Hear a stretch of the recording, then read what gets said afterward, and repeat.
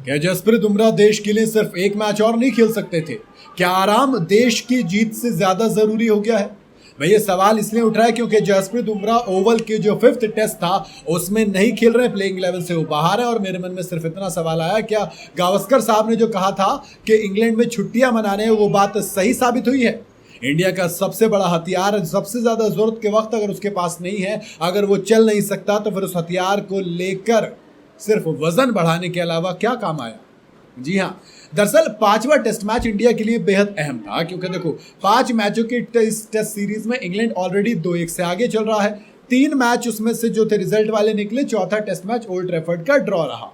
अब ऐसे में जो 5वां टेस्ट मैच है यानी कि ओवल वाला, वहां पर आपके पास इतिहास रचने का मौका था। पिछली बार हमने सीरीज ड्रॉ कर ली थी, इस बार भी हम अगर जीतते हैं तो हम सीरीज ड्रॉ कर लेंगे। लेकिन उससे पहले जसप्रीत बुमराह ने क्लियर कर दिया कि भैया हमने तो बात हुई थी 3 टेस्ट मैच खेलेंगे दौरे पर, चाहे लगातार 3 खिलवा लो, चाहे एक के बाद एक 3 खिलवा लो। और हुआ यही है, क्योंकि जसप्रीत बुमराह ने 5वें टेस्ट मैच से खुद को आउट कर लिया। उनके वर्कलोड मैनेजमेंट के ऊपर बात आ रही है। मुझे सवाल आता है कि मोहम्मद सिराज, उनकी फिटनेस कहाँ है?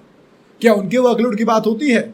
नहीं होती दोस्त। सारे के सारे मैचेस वो लगातार खेलेगा, उसको ना तो आराम दिया जाता, ना उसके वर्कलोड की बात की जाती है। हाँ, रायन टेन डशकार्टर ने जरूर कहा था कि जसप्रीत बुमराह के बाद अगर कोई बॉलर है तो वो मोहम्मद सिराज है, और मोहम्मद सिराज का होना अपने आप में एक बड़ी बात है।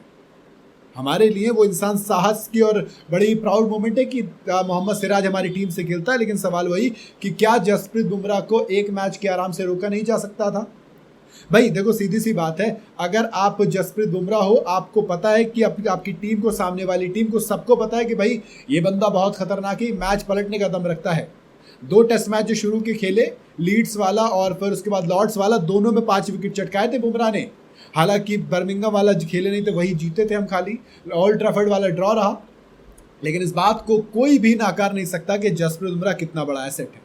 अंशुल कंबोज ने जो मैनचेस्टर में परफॉर्मेंस किया, उसके बाद मुझे पहले लग गया था, मैंने कहा इनका तो कोई तुक है नहीं खिलाने का, जबरदस्ती वाली बात है, धक्का देने वाली बात है। अंशुल कंबोज को बोझ कम करने के लिए लाए थे, लेकिन कोई बोझ कम हुआ नहीं है, इसलिए उनको बिठा दिया। और अब जो हमारी बॉलिंग लाइन है उसमें आकाशदीप वापस आए हैं, प्रसिद्ध कृष्णा, मोहम्मद सिराज हैं। तो बेसिकली आप 3 प्रीमियम पेसर के साथ उड़ रहे हैं। फिर वॉशिंगटन सुंदर, रविंद्र जडेजा, 2 आपके फ्रंट लाइन स्पिनर हैं। तो ऐसे में कहीं ना कहीं टीम इंडिया की बॉलिंग पर सवाल उठेंगे कि आपके पास जो डेब्यू था वो आकाशदीप का, अर्शदीप का, वो हुआ नहीं है। लेकिन बिना बुमराह की टीम इंडिया कितनी खतरनाक है? अगर आप आंकड़े देखोगे तो वो ज़रूर आपका फेवर करते हैं, क्योंकि आप 70% मैच जीतते हो जब बुमराह नहीं खेलते। मोहम्मद सिराज की परफॉर्मेंस अलग हो जाती है। वहीं अगर बात की जाए बुमराह के खेलने की तो सिर्फ आप 40% मैच जीतते हो, तो इस लिहाज से बढ़िया। लेकिन अगर बॉलिंग की वजह से मैच हारे तो सवाल तो उठेगा कि क्या आप पहले से तय करके लाएंगे कि आप कौन सा बॉलर कितने मैचेस खेलेगा? क्या खत्म हो गई कि देश को कब आपकी जरूरत है उसके हिसाब से नहीं, आप अपनी सहूलियत के हिसाब से खेलेंगे? नहीं, सवाल तो ये पूछा जाएगा ना दोस्त।